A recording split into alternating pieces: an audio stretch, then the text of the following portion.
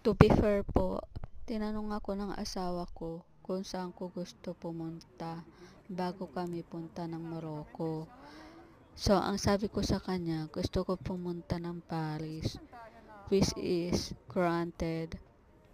Napakasaya ko. So, ayan nga ho, nandito na po kami sa Eiffel Tower. Ayan, paakyat kami sa Eiffel Tower para tingnan yung mga views ng Paris.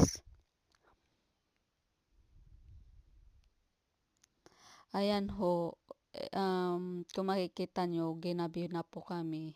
Pababa na kami that time. Ang kulay po ng Eiffel Tower is yellow gold wish paggabi. Ayan ho ang kulay.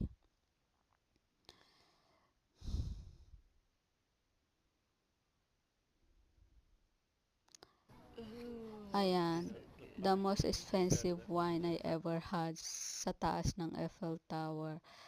Ayan ho, sightseeing river.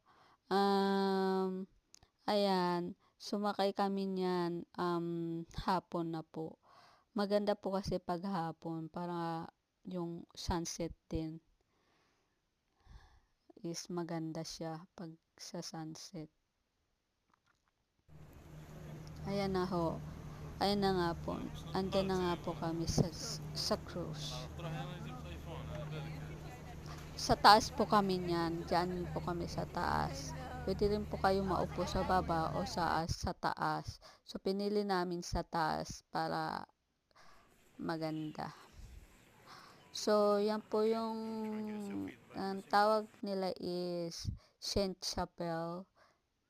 Nung pumasok po kami dyan sa Saint Chapelle, naluha-luha po yung asawa ko. Kasi napakaganda po niya. Yan po yung isa sa mga paborito naming nakita sa Paris.